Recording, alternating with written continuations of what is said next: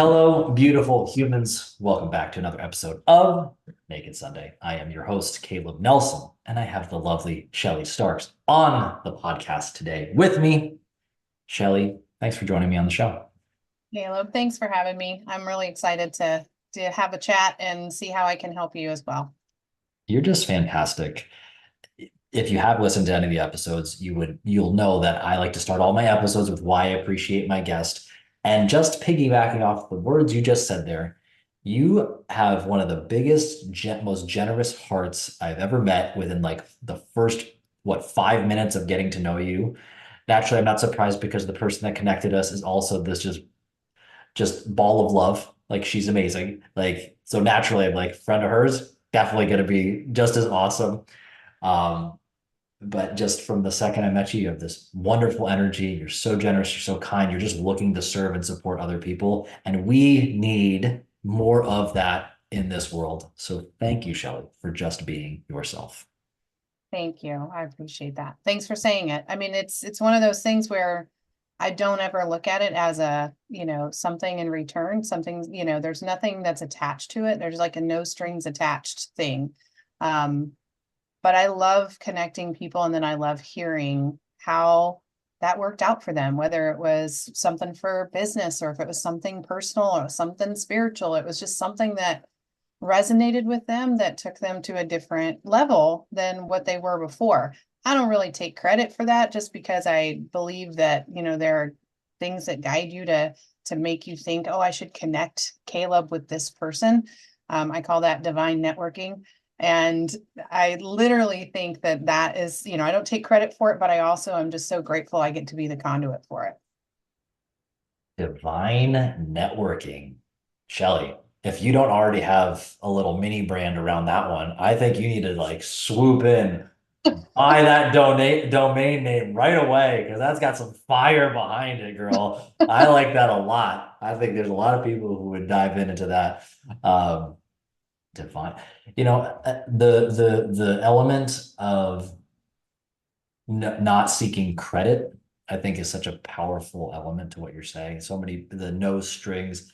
There's so many times, especially in business, but just life in general. How many times do people they try to say they're giving unconditionally, but it is always conditional. Their love is so conditional. And I think everybody's got to go around the block a few times to realize that conditional love has a shelf life. It doesn't take you as far as unconditional love when you're just giving from a place of abundance because you know and you believe and you know that this love is like there's an infinite reservoir of love. We think that Yeah. if we give it away, like there's not going to be enough left for us. And that's just simply not the truth. No. Well, and I really believe that, when people feel like you've got that unconditional, like no strings attached, go give, if you will, thing about you, it always comes back. It's not the intention, but it always comes back. I mean, at this point in the name of the game for the networking side, I don't seek out new people. I just have people send me new people, and my calendar's booked out for almost 2 months.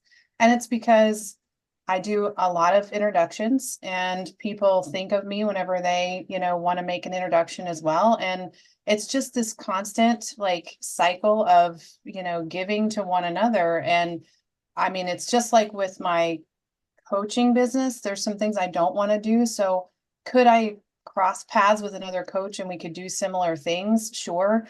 But it's not something that really lights me up. So I can say, all right, I'm going to, send this over to Kayla because this is not something, while I found a symptom, right, of something that was going on with a company, it might not be what really resonates with me. So I get a chance to build this a most amazing network of people. And COVID really gave us a gift. It's terrible to say that to some degree, but the gift for me was everybody got comfortable doing, virtual networking. And so that started expanding my already expansive network in the Tampa area to international networking and finding the coolest people all over the planet that are my tribe, the people who are like me, And when you're open to that, those people just come to you. It's a really, really cool thing. Hmm. I mean, you also just have such a magnetic energy about you. So like, and because you're so, who doesn't want to be around a positive person? Well, I guess there's some people who don't like to be around positivity. My heart goes out to them. Right. But I mean, I got no, but I don't know for that. Like the negativity, no, but you're so right. And I think you made a great point there that COVID did open us up to a new thing where, so many people are going to throw the baby out with the bathwater, not seeing the opportunity in the moment to say, let me take this skill set I do have and how can I apply it maybe in a different medium on the online space, like wherever it is. And you just, I mean, people want to be loved everywhere they go and they want to be helped everywhere you go. Like, and if you just do that, all of a Yeah. sudden your family kind of grew in almost infinitely because Yeah. you're limited by just like a physical space. So that's so cool that you took that opportunity. I tell my kids all the time, they're grown now, and I tell them, I'm like, the most successful people in life, you can hear all the things you want to hear. The most successful people are the ones that learn to pivot, the ones that are gonna bob and weave, is what we used to call it. Bob and weave, when something would just like be thrown at them and they were like freaking out. I can't handle this, mom. I didn't know this was coming. This wasn't the way it was supposed to be. It wasn't planned that way. You have to get really good at like pivoting what you think is a negative and figuring out where the positives are. Because when, we didn't realize that AI was right on the tail end you know, of this COVID situation, AI wouldn't have had the same kind of adoption if we hadn't all gone virtual this way.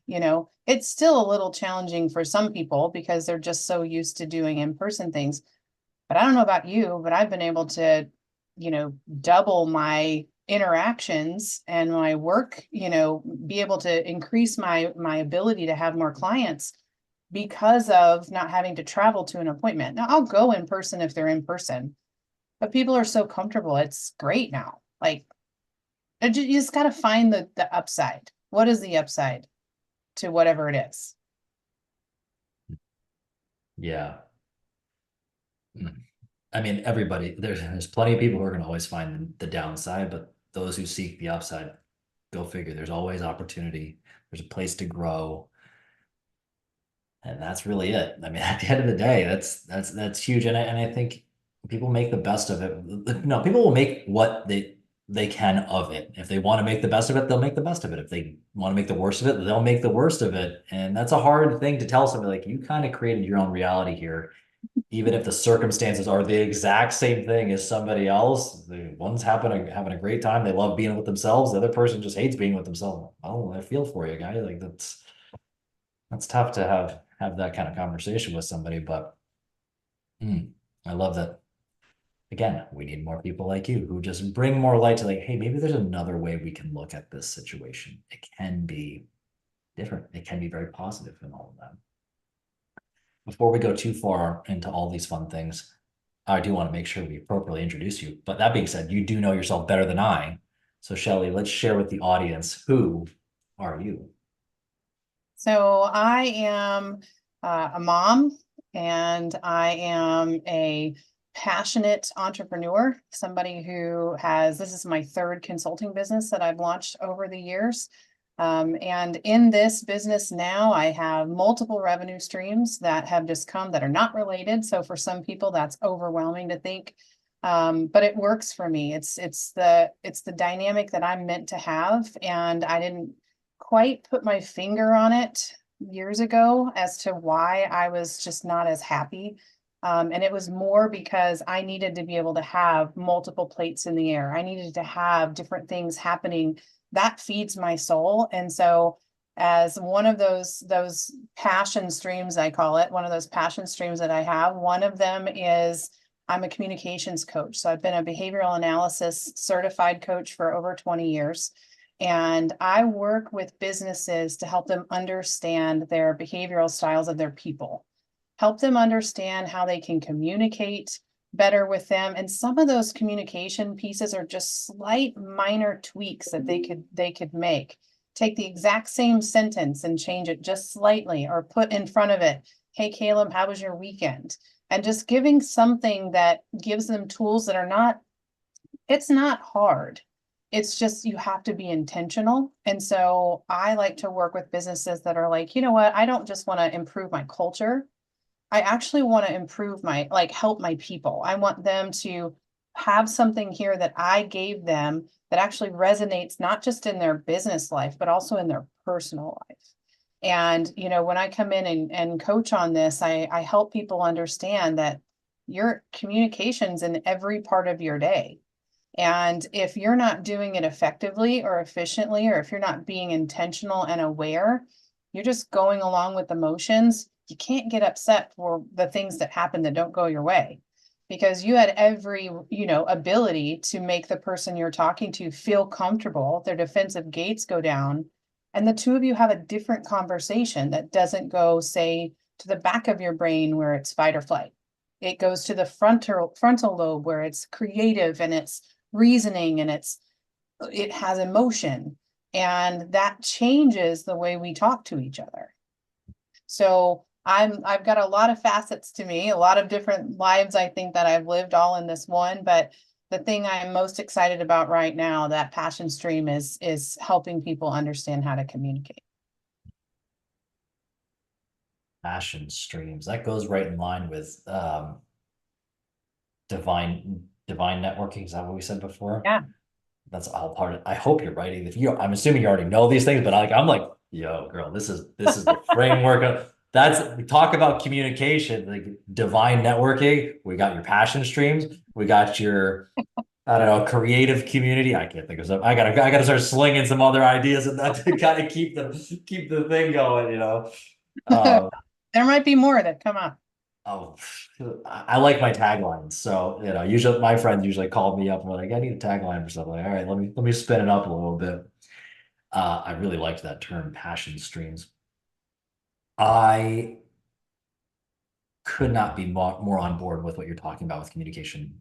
Like, it is the thing. It's in every element of our life, whether it's business, but go figure, the way you communicate in one place is probably exactly how you communicate in another. Let's call it at home. And let's go one step further, which is probably the hardest one for us to wrap our heads around, how we communicate with ourselves. Like, why do I keep getting the same results in all the different ways? Because I keep talking the same way all the time.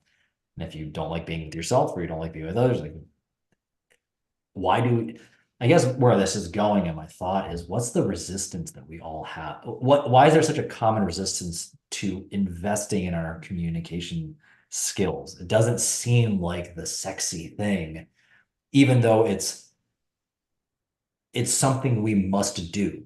It's to survive, to connect with anybody, to facilitate selling and buying and purchasing and going to see who's going to make dinner tonight. Like, it's everywhere. It's everywhere. Yeah. What's the resistance there? I think that, the whole saying of the path of least resistance is the natural path that humans take. And really, when you talk about like loving yourself or communicating with yourself, that's the tapes that you're playing in your head over and over again. And if you genuinely don't believe that you are a good person, or that you are, beautiful on the inside and beautiful on the outside, that you have something amazing to offer this world, or that you can help other people because you just don't feel like you can even help yourself, you literally are, going the path of least resistance, because it's not meant to be something that just comes. I think it's meant to be intentional. It's meant to be something you go, listen, I'm going to make an effort to get to know me. And I always recommend that people find like, especially if they're not happy in their career. Like, this happened with me. I've had multiple entrepreneur things that have happened throughout the years, but I had gone back to corporate after COVID and was, in a job that I was good at it. I was making good money. And I thought I was really secure in having that paycheck. There's all these things that you say to yourself, like, oh yeah, like I can't start another business. It's not really a secure job, or it's not I'm not going to have a paycheck, every week. Well, the loyalties of that company don't lie with you. They lie with themselves. So we have a false sense of security. And I think we have a false sense of, of belief that, someone else is supposed to make us feel a certain way when we talk to them. It's they need to make me feel this way, as opposed to coming into the conversation and saying, what can I offer this conversation? How can I make this person feel more loved, more, heard, more understood? And we don't take the effort because it's the path of least resistance. It's not really so much resistance as much as that is the path of least resistance. And it takes intentional effort. Every single mentor I've ever had has always had something similar in their coaching or in their mentoring. And that is, Shelly, if you don't change it, if you don't change your behaviors, if you don't intentionally get up in the morning and do something different, it's gonna stay the same. That's how it's supposed to be, And it's tough because you got all these other things that you're doing in your life, you know? You're like, and we as humans make excuses for the reasons why we don't do the things that we know we should do, or that we're drawn to, or that we, are meant to. And I remember thinking whenever I went through this transformative period at the end of 2022, I had this radical hysterectomy, and I was just in a place mentally, emotionally, physically, spiritually, where I just didn't feel good. Nothing felt good. And when you have something like that kind of rock your world, and I went off the cliff into menopause, and in the moment I woke up from surgery, I wasn't prepared for that at 45. The doctors didn't prepare me. They didn't tell me the things that were going to happen. I didn't know that I was going to be in a hole. And every single day, all I could do was think about the things that would make me feel good. So sometimes it takes something shaking us, rattling us to say, listen, you need to pay attention here. And it made me start to think, I'm really good at this job, but do I like it? Does it bring me any joy? Is it something that I could see myself doing forever? And the answer to all of that was no. No, like resounding no. It didn't even fit the type of salesperson that I was, because it was very transactional and I'm very relationship driven. And I was making great money, but I had to challenge that and say, wait a second, I need to figure out a way to make this better. I didn't know where to start. And I was in an emotional and hormonal deficit at that point, had breast cancer. So I couldn't do HRT right away. So it was like 4 months of me, like, being with me, like the rawest parts of me. And that was scary. And I didn't like to look at that. And so I can't imagine like even getting to that point without having something like that, because I was so conditioned to just do my day to day, right? Do my day to day. It makes me think of, I have a friend and a mentor that I always say, how's it going today or whatever. And he's like, every day's a Friday. And he loves that because he is like, Shelly, everybody in a corporate setting knows exactly what that means. When you come around a Friday, you're like so happy to have a weekend, right? Why are you so happy? It's because you didn't get up this morning and or the 4 days before and are so excited to do whatever it is that you're doing, you know? And I just had to figure out. So I found a career coach that helped me get through that piece to understand what it was that I needed to get out and do. And we planned, I didn't just jump the ship and just not have a paycheck. We had a plan, we strategized it, we rolled it out. And then I was able to launch out last September again in a different way than I'd ever even done before. So I feel like, for most people, that conditioning piece is that they just get stuck in the path of least resistance and stay there. That was a long answer to your question. No, I love it. There need not be any apologetic tone to that. I like to digest that. There's reasons why I like having certain people on my podcast, because they have a meaningful thought in their head and there's a story behind it. I don't understand how people don't think about this stuff deeply. I just don't get it. It's like, do you not have this narrator going on in your head that you're working through this stuff? Some people are, there's not going, I don't get that. There's a couple things that came to mind as I was hearing your story. One of them is I wasn't familiar with the term a crucible until maybe 5, 6 months ago. A friend of mine gave me a book, and it was about different stories from like different like it was about like mindset stuff, but it was like from different like Harvard Review studies, that kind of thing. And one of them was about the crucible, that it's in that darkness, in that deep valley, that it's necessary because it's part of what reveals where I'm going. It strips the other stuff and it starts to reveal the person you're going to become. And it's often because of that event that we needed it to take us in the next direction. And it sounds like you were facing these. I mean, that's some heavy shit to deal with. Like you said, cancer, hysterectomy. That's which can tie into like body stuff. How much we don't. There's such a disconnect of our understanding of our body, or our desire to remove ourselves from our body and thinking it's dissociated from our spirituality and our sense of purpose. It's like, no, it's not. It's part of our vehicle. But if it feels damaged whenever you don't like, there's an interesting gift in feeling the pains of our body because we start to appreciate how important it is. And then hearing how you just worked through that, and you kind of sat with the spiritual questions of what am I wanting? What am I needing? What's really valuable to me? I mean, I think it shows the strength that obviously that you have, but I think that was so cool. Like I'm hearing her crucible of that element of your story, which that being said, many people don't even ask themselves those questions of where do I want to go? But it sounds like you hit like a very key thing that most people, what do? They go get support, go put yourself around somebody that helps with the career and that trajectory, which was really cool. I think Um, too, like, you get to those places and sometimes in that dark space that you're talking about, all you can think of is not being in the dark space.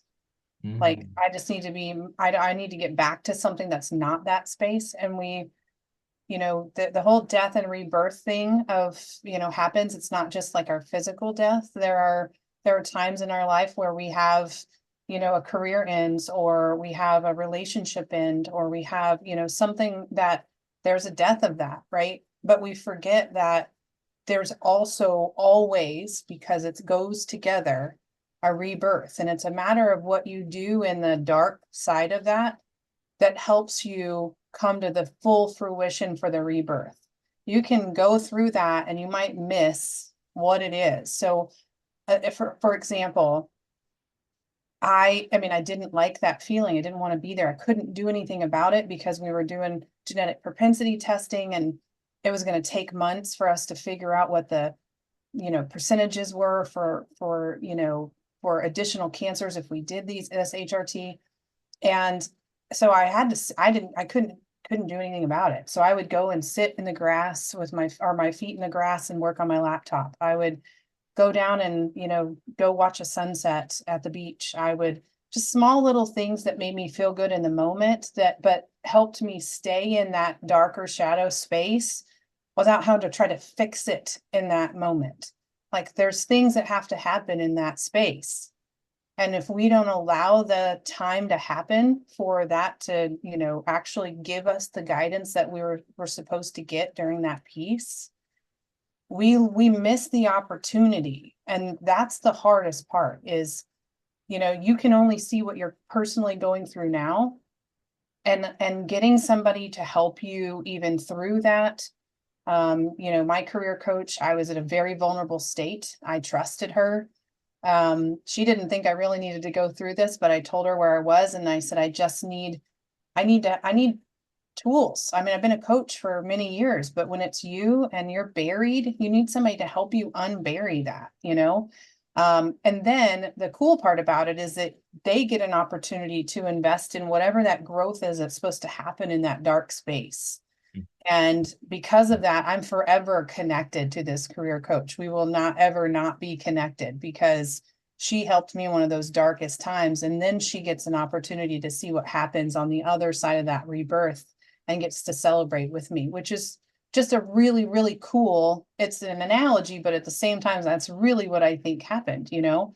And it takes you challenging things like your beliefs. You got it. I mean, I had to get as raw as challenging my belief system. I was born and raised in the Bible Belt. Okay.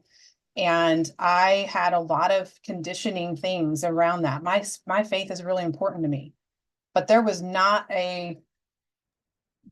something more and deeper that I needed to do on a spiritual journey than what I was taught as a kid in the Bible Belt.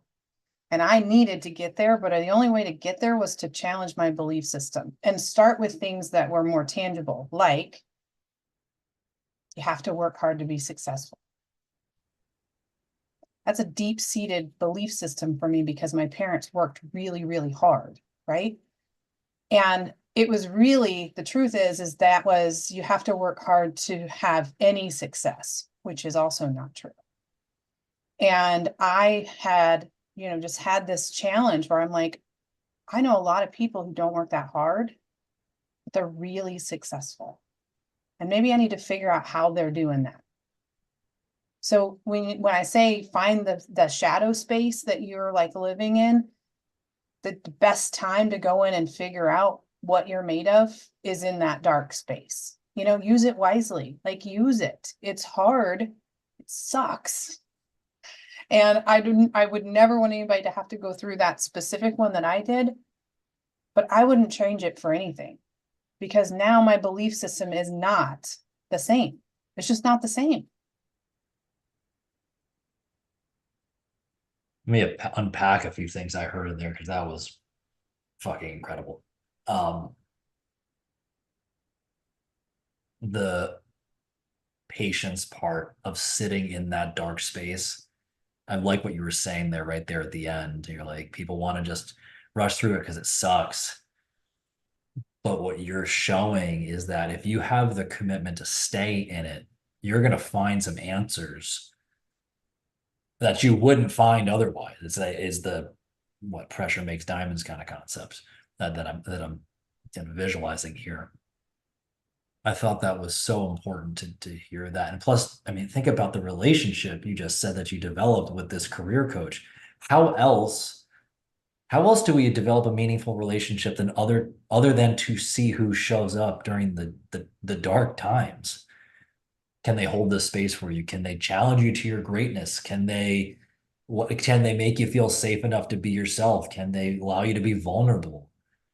There's so much beauty that can come from that if you lean into it, which as you had started that your first kind of one of your first statements was the people I just wanted to go back to the way it was, but which is inevitably a silly statement because you're never going back.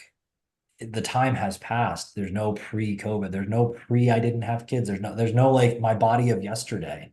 Yeah. And people get so stuck looking back in their rearview mirror that they can't even see what might be ahead. They can't even give themselves the opportunity to calibrate towards that. And of course, they stay in this perpetual cycle of pain because they don't know how to embrace it and move through. Like you said, it becomes once you ultimately, what I'm thinking and envisioning is like once you surrender to the death of this cycle, you can give birth to the beginning of the next. Now it might not be that moment where you think we all envision like I'm on the mountain or the podium or whatever. Like I've climbed it and I've conquered it, but you can at least start to see it. Yeah. And what I think was so cool in your story was because you got clear on what you didn't want, you can at least start to say like, well, what am I passionate about? What do I really care about? I mean, just the way you open, like, listen, I'm jacked about talking about communication. That's Some people don't know what they're excited about. They know what they hate, but that's all they're going to focus on. But you're excited about something that's contagious. That inevitably that's a magnet that we had talked about before, which leads into one of the final things like I told you, I had a lot to unpack from my reflections. What you're saying there, the wheels were turning, girl, when you were talking.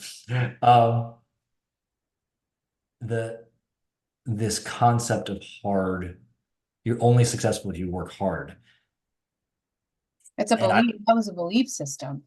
that's why it struck such a chord with me, because there's an identity that we can strap to ourselves. I'm a hard worker. Now that doesn't mean at times the work's not going to be challenging or difficult. But if that's the only way you know, quote unquote, success, the only thing you're going to do is pursue inevitably pain. But is that the right pain? Is it the right discomfort? And and I'm going to use like an exercise kind of metaphor right now. The high intensity workouts. Well, my workout, I wasn't like flat on the ground and had my ass kicked and I'm sweating and just like, drooling from my face because the workout kicked my butt. What a great workout. And then sore and can barely walk for the next 3 days. In people's minds, they start chasing that because that's what success looks like. When in fact, that might be causing you injury, but you numbed out on the endorphin hit that came from that and just like, this is what I do every day. This is what I do every day. Not realizing you might be completely destroying yourself and it might be completely counter the thing that you actually want. Yeah. When instead you could have just like gone for a walk and eaten a calorie deficit and like then oh cool, I feel better in my body and did a couple things.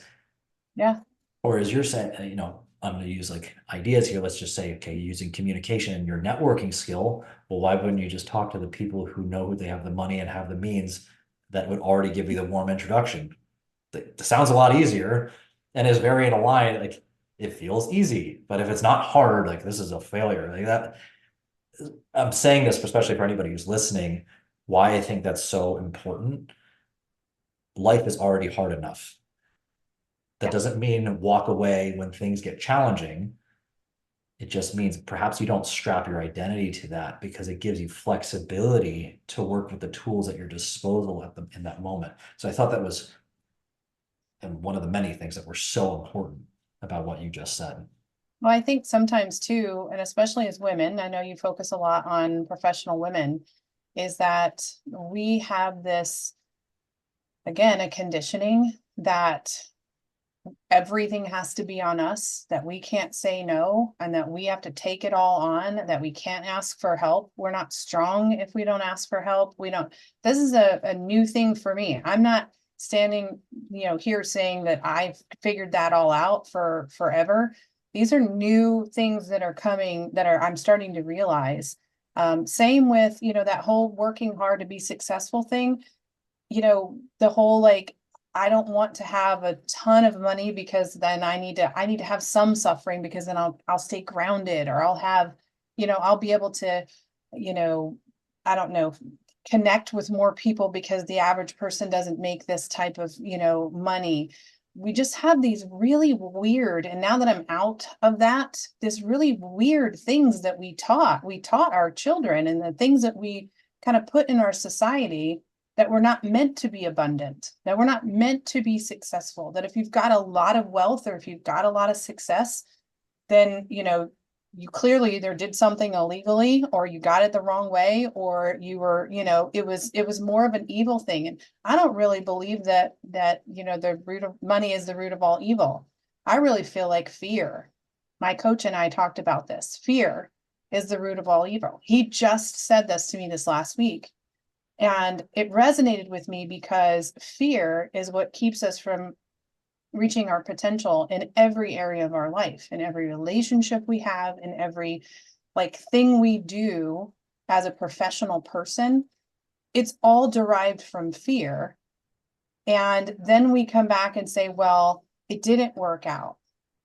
I shouldn't go back and try that again, or I shouldn't try to apply for that, that promotion because I got denied like 3 times.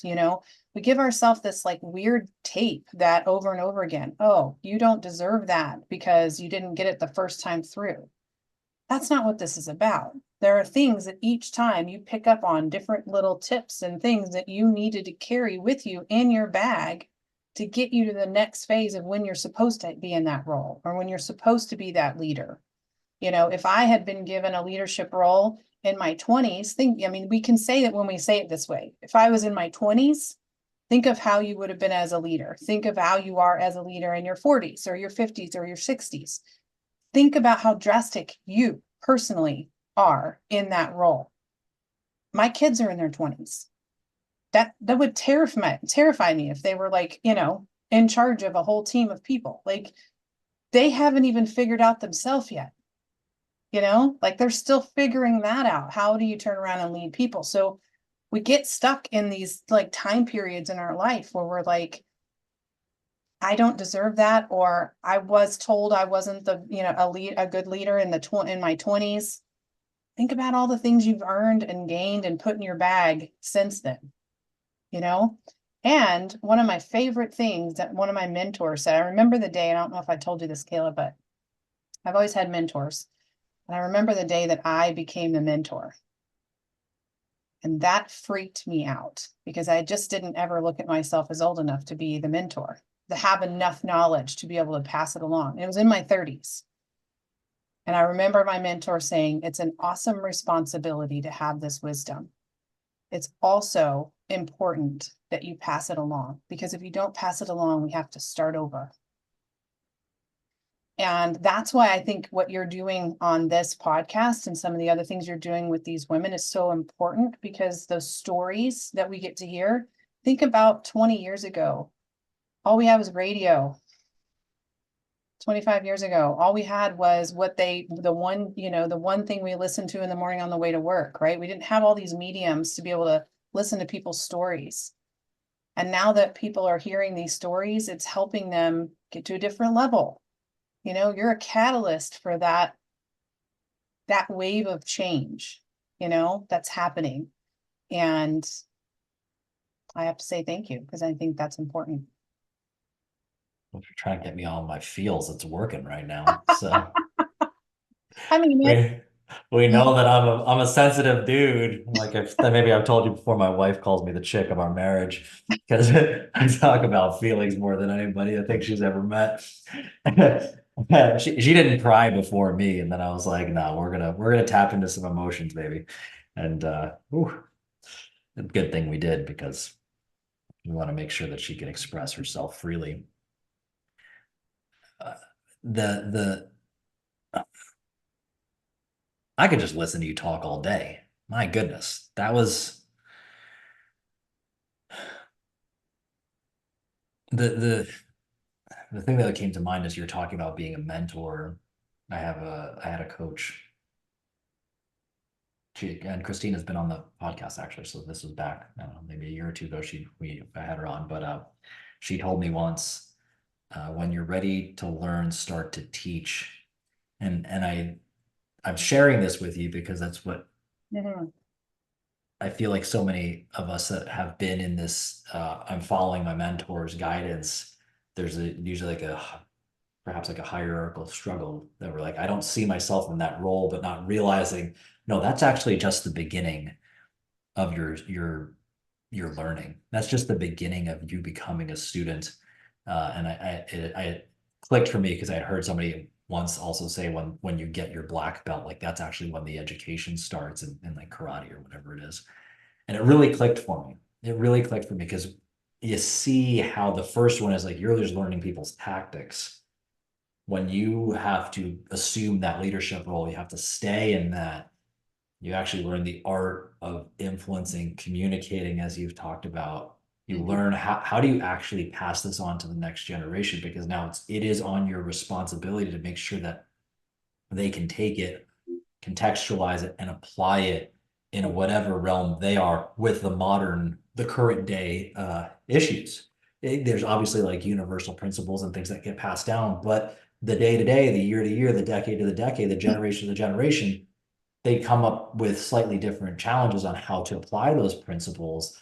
So that's kind of the gift, I think, that's stepping into that role as mentors. Now I get to learn how do I really apply these principles, not just for myself, but how do I think about applying to the next person? Because then we'll call it the generational impact is so much more broad from something like that. So what a Well, and there's three, I always look at it in three different categories. One is there's teaching. Teaching is an instruction and you're giving specific instruction. You're showing them an idea and you're showing them how to do it. How to, if you're really good at it, you connect the dots in their world and help them understand it so that they digest it, like what you were just talking about. Then there's coaching. Coaching is when you're actually coaching them along and they're out doing it and you're coaching them to do it, right? Mentoring is when they come to you and you don't give them the answers. You ask them what they think the answer is, and you challenge them to figure out what would happen if you were forced to make this decision now for yourself without having me. Not what would Shelly do? What would Caleb do in this? If I were the mentor grown up Caleb, what would I do in that role? And it's difficult to, you don't have to be in one siloed, section of that. You can go between. It's very fluid.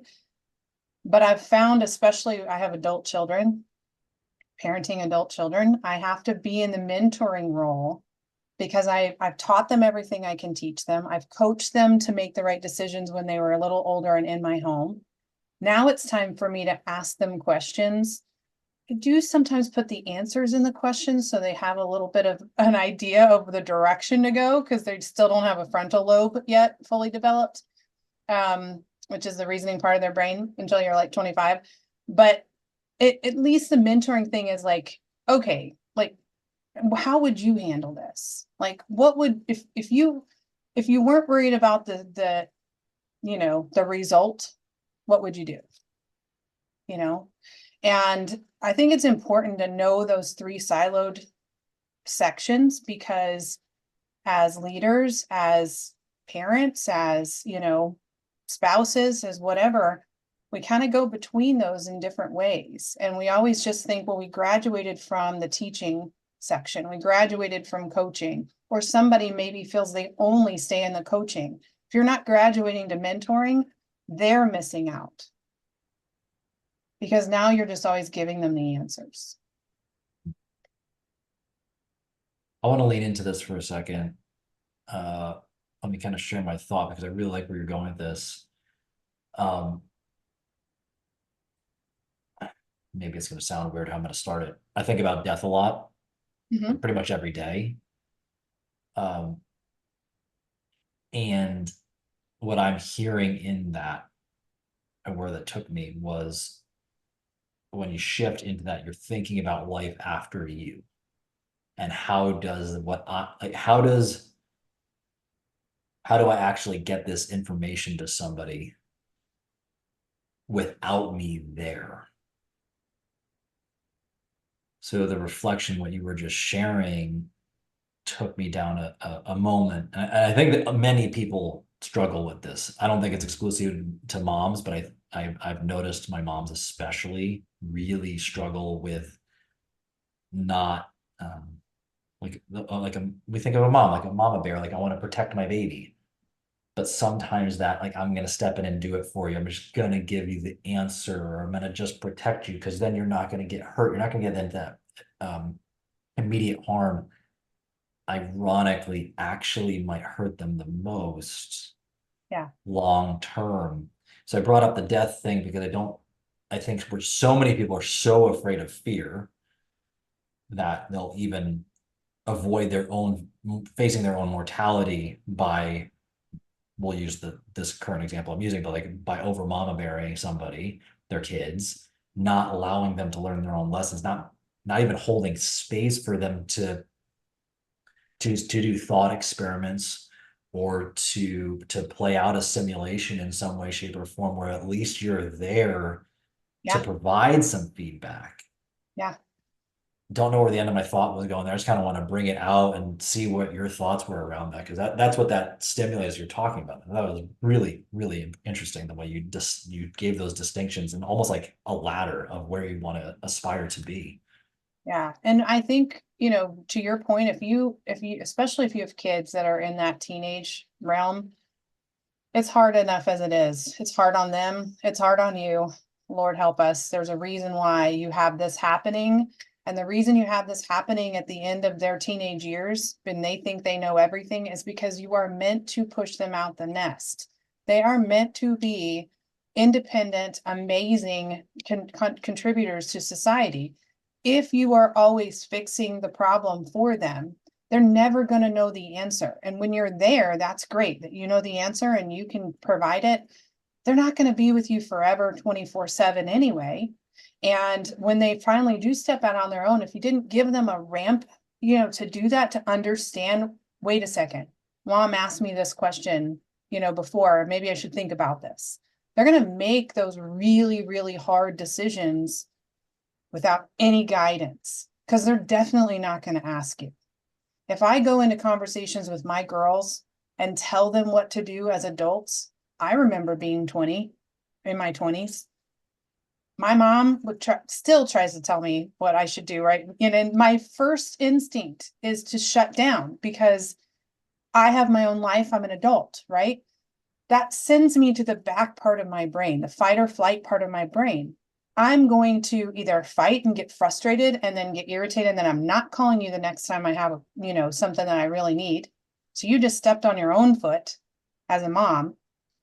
But if they go into the flight mode, this is where it's really dangerous because they don't have experience to draw on. So if they retreat and pull back, you're developing the emotional development that you are creating or cultivating. They can't possibly connect those dots. They don't have the tools to do that. So if they retreat and flight, come back and just don't talk to you, that's a really big danger sign because they need you to be able to help them understand how, you're the one that has all the tools. I remember when my ex-husband and I were getting a divorce, Abigail was 12. He had had an affair and she was mad at him and she was upset and he was leaving, all of that, right? And she didn't understand. And this was a very big thing that my therapist helped me understand. She could not distinguish between him as a husband and him as a dad, because in her mind, he's just her dad, but he's also my mom's husband, right? She couldn't distinguish those two. And so my therapist was like, you need to help her understand he's a good dad. So you need to give her that, like he's support that piece. But she also doesn't understand that sometimes adults make bad choices like this, right? I can't come to her and say, Abigail, have you ever had a friend that made a bad choice and, kissed somebody else that they weren't like they weren't dating, like something like this? She didn't have that to draw on. So that's not a reference that's going to help her bridge to get over that pain. So if they do it on their own, they're going to be making bridges and connecting things that are not real and are not healthy. That's where they create problems for them in their other relationships as they get older. They're going to emulate that same thing. Never mind the fact that when you mother hen like that and they leave the nest, your identity is wrapped up in doing that. Mm. And now you got to turn and look at the man that you've been married to or you've been with and say, who are you? I have been this person. I have been mom. I haven't, and that's all I've been, So I always try to help my girlfriends, especially the ones that, because I have older kids now. I was young whenever I had, we had them, and it just, the little nuggets like that, that's a mentor thing. How would you feel if you knew that your child didn't have the tools in their bag to handle that scenario and all you ever did was tell them how to fix it, but when you weren't there, they didn't know how to fix it? What's going to happen now? It's a much deeper conversation, I know, Caleb, but I think it's an important one. Oh, I think it's incredible. You don't know this, but I have my coaching framework is my little line is happiness starts at home. I'm thinking about everything you're saying right now, and I think so many people think it's going to sound like I'm jumping between two things, but it's the same thing, I promise, for anybody who's listening. The problems we see in the professional world often started at home. We don't want to see it that way, but ironically, also that means the solution also lies at home. And especially as we're talking about one of your greatest passions is communication. Like you just basically this nice little dissertation, everybody, on communication patterns in the home life and being able to separate different things and being able to learn how do you hold space through difficult things. And for anybody in a professional environment, you think you're not going to go through a difficult moment in your business. Oh, but how many, I'm sure you've seen plenty of teams that it's like they're hurting a bunch of children that just don't know how to use they don't know how to talk about their feelings. They don't know how to talk to each other. They just basically need mom or dad to come in and, okay, everybody, let's sit down, let's clear the air. Okay, this is what's going on here, and but we still got to get the job done now. Okay, let's go back and do our homework now. Whatever the thing is. Right. It sounds so ridiculous, but that's real. Once we can wrap our heads around they're just children in adult meat suits in a Yes. highly pressurized situation with all these external real world things that are supposed to be on the line here, they're just going to be reduced back to their old identity if they haven't been given these tools you're talking about. They don't know how to unpack a problem and think critically for themselves. So of course they feel emotionally unsafe. They feel intellectually unsafe. Of Yeah. course they're not going to take the next step. They're just going to do a bunch of dumb things. Like that's why I think what you said there, we're just scratching the surface. Yeah. And I think a lot of times too, like this is where I know this is where my passion came from with the communication piece, was that we became a blended family. I had these two girls that were young teenagers. They were only children, so they learned to share a bathroom. They had all this hormone stuff going on. They came with two set, parents were divorced, right? Both sides. A lot of hurt, a lot of things going on in there on both sides of it. And then we joined our, forces, right? The Brady Bunch came together, and our children were not only all of that happening, but they were as opposite behavioral styles as they could possibly be. Literally on the quadrant of behavioral styles, they are as far apart as they can possibly be. So all of us and all of that soup, that crazy mixed soup that we had there, we had to learn to figure out how to communicate. We had to figure it out. And I remember having a moment where I was like, oh my gosh, I have to make my family my client because I do this stuff out here.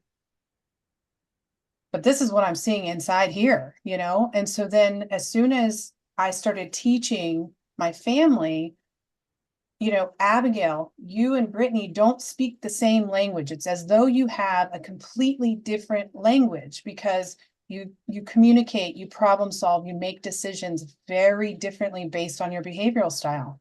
You're never going to see eye to eye.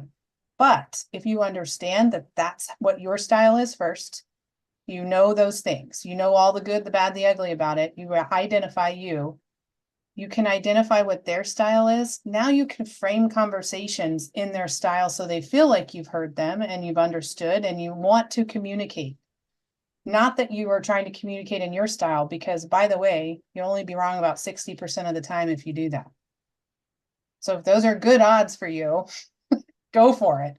But it's terrible in my eyes. And I will tell you, even up until Abigail's wedding in April, just a couple of months or a couple, weeks ago, we were in the back room with her getting married or getting ready to get married. And both of my girls use these tools. Like they use them every day. They use them in school or at work. They use them with their relationships. They use them all the time. And excuse me, they literally said to me, Mom, I don't understand why they don't teach this in school. Because in that moment, the most important moment that she could imagine in her life, Abigail, Brittany is doing things in her sister's way to help her feel so special in that day. If she did it in Brittany's way, Abigail wouldn't have resonated with that. It wouldn't have had the same impact on her for that really special day. It makes me so proud that my girls have adopted this and use this every single day. That's what fueled me to get out and want to do this and help people do it in their business. But also it extends to their family. Like this is a never ending wave of impact when someone learns how to communicate. two big things came up with what you just said. Number one Excuse me.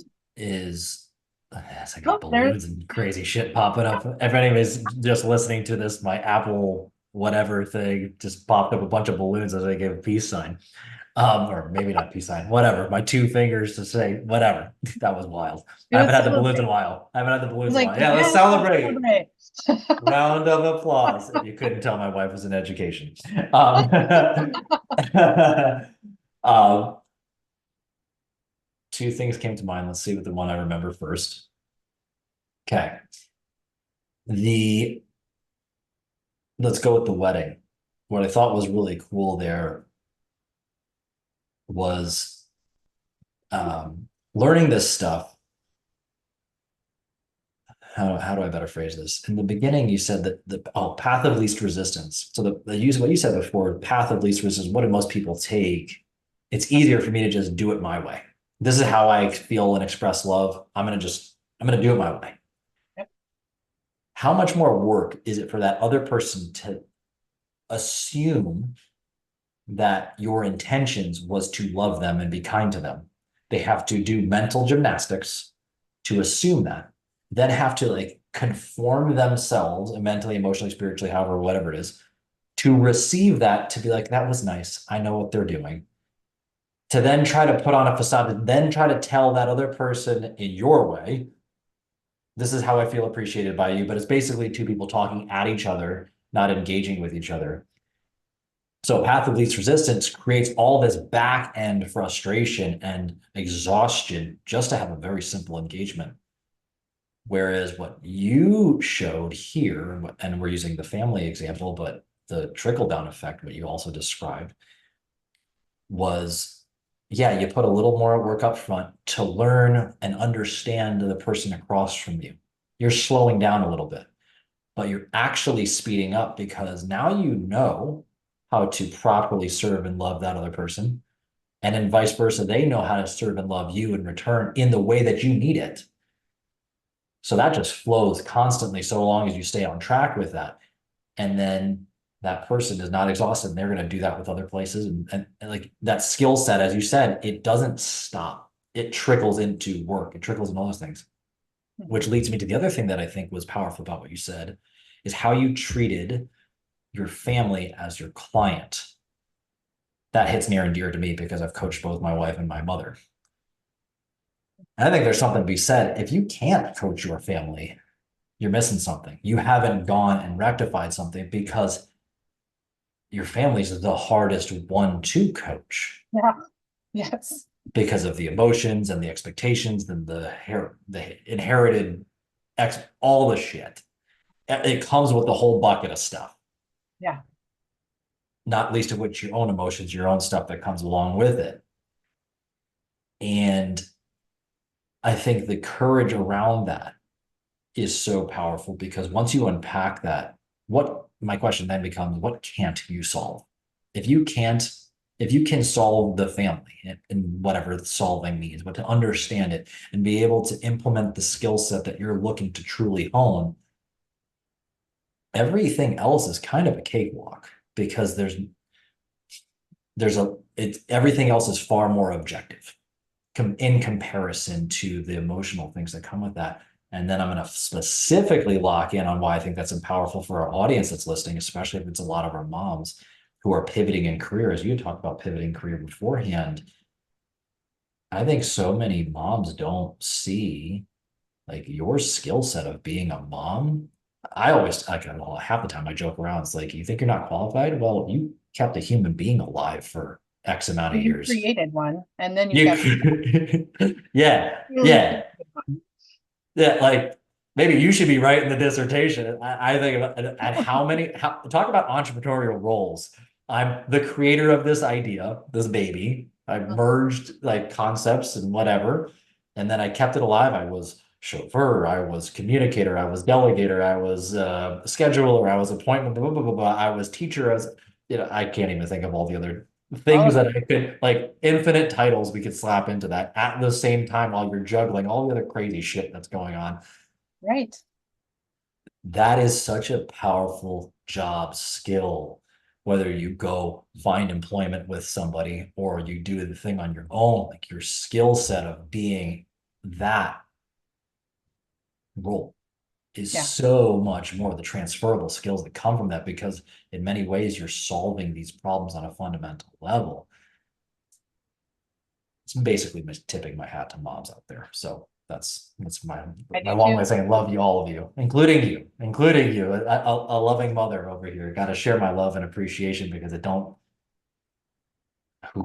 when people get on the ceremonies and get their trophies, they thank mom first. Like, let's be real. Not that the dads don't need, like, I want it. Like, I wouldn't be upset Right. if my daughter thanked me on receiving a trophy one day. I wouldn't be upset about it. But nine times out of 10, it's thanks, mom. Yeah. Yeah. Yes, it is. There's rant over. It's okay. If you didn't know, my wife doesn't listen to the podcast. She's like, I get this shit on repeat. I hope he goes talk more with other people. So he's tired. He's tired by the time he gets to be. Is like, okay, not too many deep, meaningful questions before bedtime. Like, let's just watch Big Bang Theory and go to sleep. Like, okay. Like, so anyway, um, I have some fun questions. My three Caleb trivia-ish like questions. So we're Okay. gonna run through these. Question number one. Okay. What sports or creative activities did you play or participate in when you were younger? And so 1A, 1B, how did you play them? Okay. So when I was younger, I played basketball and I was a post and I was as tall as I am right now in the sixth grade. So, which is hence the reason why they made me, I'm 5'7", made me, I was taller than some of my teachers. They made me a basketball and specifically a post. And I played that for several years, but then I transitioned to softball and I played travel softball. I wanted to potentially go to college on that, on the softball scholarship. Um, and life went a different direction, but I played second and left center in softball. Is that the second question? How did you play that? How did you play them? How did you play them? Um, I'm very competitive. No. And I played them very passionately because I would foul out in basketball and I would I'd have constant, I'd slide and do all kinds of kind of like pushing the envelope. It was fast pitch, so there was a lot of that happening anyway, but I played it very aggressively. Mm. So I asked this question because in college I took a class. I studied kinesiology, but there's a lot of PE and whatnot. One of the classes was on play. And I blew my mind now that I look back on it. They're like, play shows a lot about how you engage in things in life. It's how you think through it, how you go through it. So naturally, here do I competitive. You don't get into the entrepreneurial world if you don't got a competitive spirit. You gotta have that.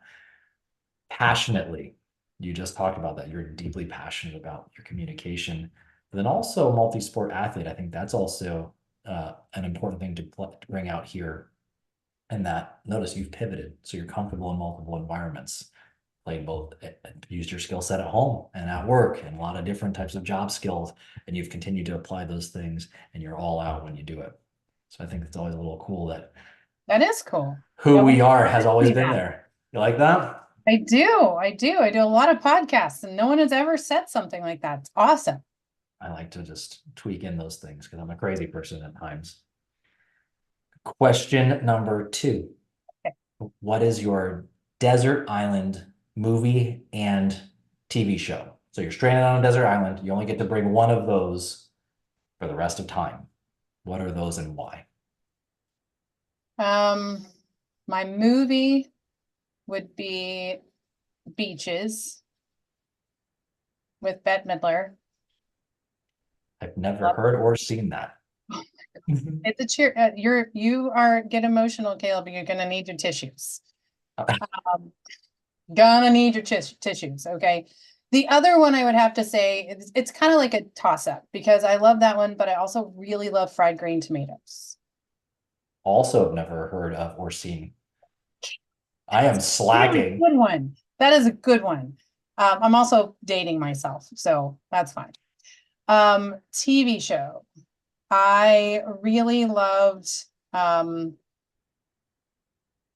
what was the Alyssa Milano? I just lost the name of it. They were three witches. Charmed. Armed. That was my favorite show. I have to know what about all of those?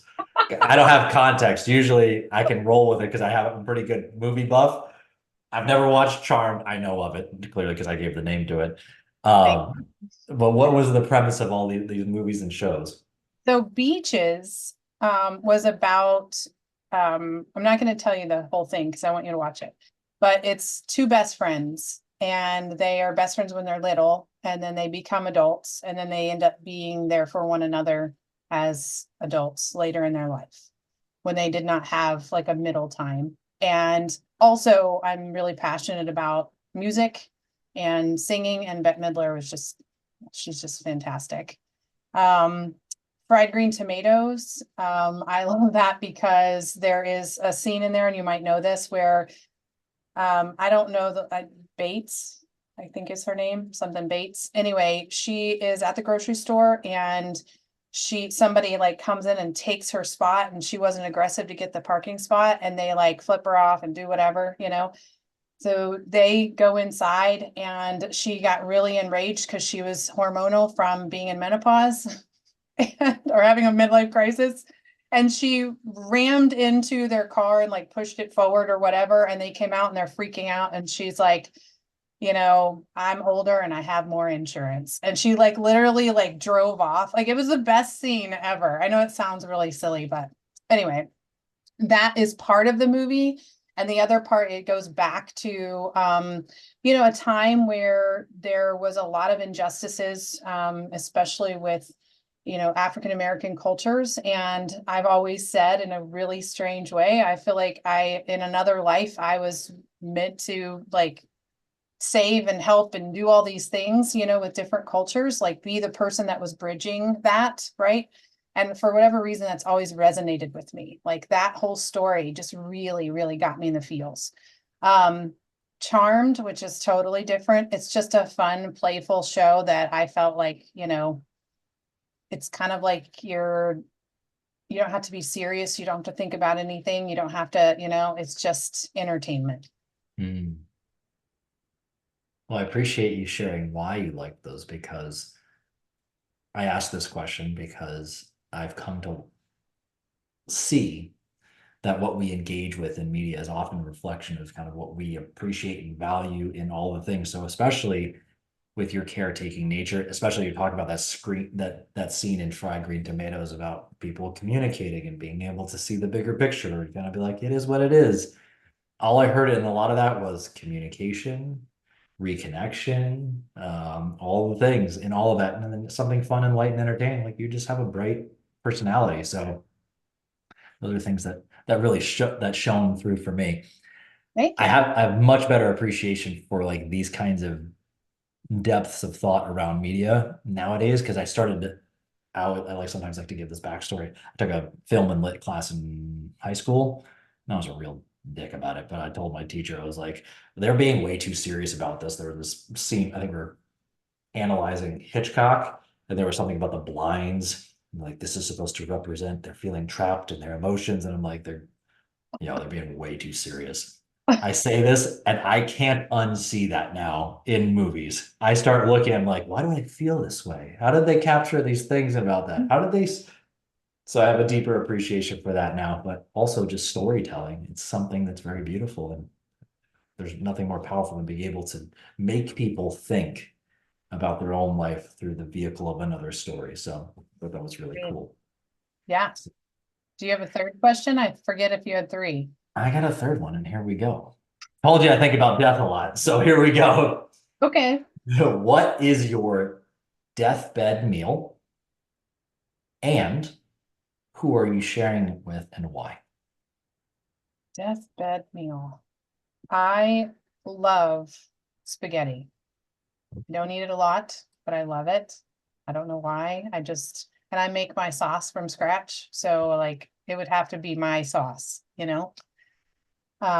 Or sometimes I cheat and put a little bit of stuff that's not from scratch, but most of the time it is. Um, with who?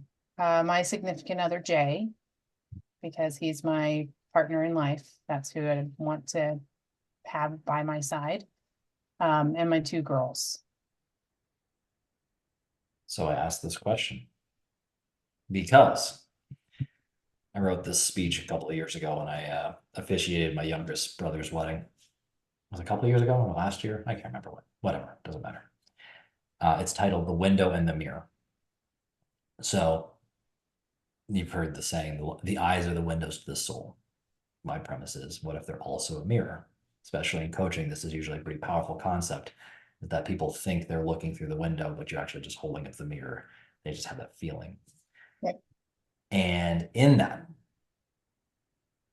I think it's very powerful the people we choose to surround ourselves with, because inevitably they're choosing to see our greatest potential. And the person, if you have the choice at your last breath, while they're there with you, family, friends, whatever, they are seeing, like, you're seeing the reflection of the highest pursuit of yourself in your life. And I think there's something really beautiful about that, coupled with, I asked about deathbed meals. What I heard there was like a very like family, like this, like spaghetti and homemade sauce. It feels like home. I think world peace will be solved one family dinner at a time. No shock, as I kind of described what I said before about we got to go solve things at home because that's where all the problems start anyway. I think there was something really beautiful about that. So as we think about those people that we wish to be there at the end, I think about that all the time. Whenever I'm feeling lost, when I'm feeling just like messed up, I just go, who's there going to be with me at my, like, who's holding my hand on my deathbed? And you know what? Maybe I should just go put some more time and attention there. And every time I do, life gets back on track and we're all good. So really Awesome. liked your answer to those things. Thank you. So Well, hope you we like didn't those. prepare They're me fun. for that, so those were just straight off the cuff. And go figure, they were very honest and very beautiful all at once. I have no idea who ever listens to this. I ask the same three questions every single time. So some people are preparing. I have a couple of people who are like, I want you to be on the podcast. You're like, good, because I know these questions answered now. Like I've been writing about it. I'm like, okay, we'll see. Maybe I'll have a new fourth one to just throw in there just to mess people up a little bit. You should. But those are beautiful answers and all that. So keep an eye, because I also want to be respectful of your time. Somebody's listening right now and they're like, yo, I'm digging this Shelly. She's something extra special. I want to work on my communication. I want to be a better everything in life, because I'm clearly, maybe I'm hitting like a wall in my communication. Maybe I'm hitting some blocks in home and my professional life, and I need to work on this whole thing. I know I can be better with my words, and I can be better with my influence in a positive thing. Long way of saying, somebody's like, I need more of you. What's the best way for somebody to connect with you? By my website, shellystarks.com. Super easy. And there's a form on there that they can fill in, and it sets up an appointment with us, and then you get a one-to-one with me. Easy. Simple, easy breezy, lemon squeezy. I love that. What are your final thoughts that you would love to leave our audience with today? Final words of wisdom. I think that the biggest thing from even just kind of catching snippets of other shows that you have, and kind of your mission of what you have kind of been put here to do, is you have to put yourself as a priority. And as mom, as women, that's not something that comes naturally. It becomes harder, especially it's harder when they're little, but now that mine are grown, it's still hard, because now I have time to throw into my business, and then all of a sudden my business takes precedent. What's the one thing or two things that you can do that can fill your tank every day? Doesn't have to be anything major. Just what is it? What's the one or two things that fills your tank? That could be your love tank. It could be your energy tank. It could just be that I love gardening with no shoes. I just go out and pull weeds with no shoes on in the grass, you know, because that makes me feel, that fills my tank. I don't have the stresses of everything. My phone's not on me, all the things. So that's what I would say, is challenge yourself to find the one or two things and make you a priority during the week to do them. Sound words of advice right there. Here, here. I wish I could like triple like that statement right there, quadruple Here are those like it. balloons. Balloons. I don't know. Maybe if I could like raise my arms up, there'll be like fireworks or something like that. I don't know. I don't know. I don't know. I love that. I love that. I second those observations around all the moms who, I mean, it's not just moms. There's so many people in leadership positions. They get strapped by the burdens of everybody else, and they got great because they were great at taking other people, taking care of other people, but then they forget, like, hey, there's still got to be time for you and all of that. So I think that that's really sound advice for anybody who just needs to be reminded of that. It's incredible. Shelly, I think you're fantastic.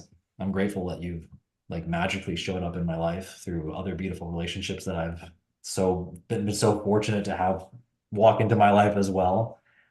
Thank you so much for sharing your wisdom with everybody today. Everybody, please go check out the show notes that will be in there if you didn't feel like typing it all up. I promise it'll be there. I'll be a link. Just click the thing and go be besties with Shelly. You'll be happy you did. Thank Thank you. you again. Thank I you so much. much, really, I do. And I just admire what you're doing. It takes a lot of courage to go into a lane that is not your gender. And you have done it gracefully. And I feel like you do it, if I can say this, not in a creepy way. So like that's important. And the women that are listening to this will understand what I mean by that. So I think that what you're doing is great. So thank you for having me on the show. Man, you're like three times today almost got me on tears. Like this is really, it's really hitting it. You know what? Before we go, I'm going to share this one little thing, and I'm going to make a post about it. Maybe by the time I air this, it'll have already posted. And the title is going to be, if you want to get me to cry, send me a text like this. And I have this, she's an incredible client, beautiful little girl. She had a son as well. She had an incredible story. She's going to be on the podcast as well. But she sent me this text after she had come over, and she brings her daughter over. Sometimes her youngest is like 1 or 2, something like that. And she's like, I felt so comfortable there and this and that. And my buddy was here as well, helping with some other stuff. And the two of them were just having a chat. But her and her little daughter, we just came and hung out. I did a little extra call on the side of it. I had to call somebody real quick. And she just came down. She sat next to me, whatever. And we had a good old time and we were buddies. And in her message, she's like, I don't know if you heard this, but my daughter, when I picked her up to leave, she goes, I love him. And I was like, I'm clear. This is weeks ago. And I'm like feeling this, but it was one of the most beautiful texts I've ever gotten, just because like I understand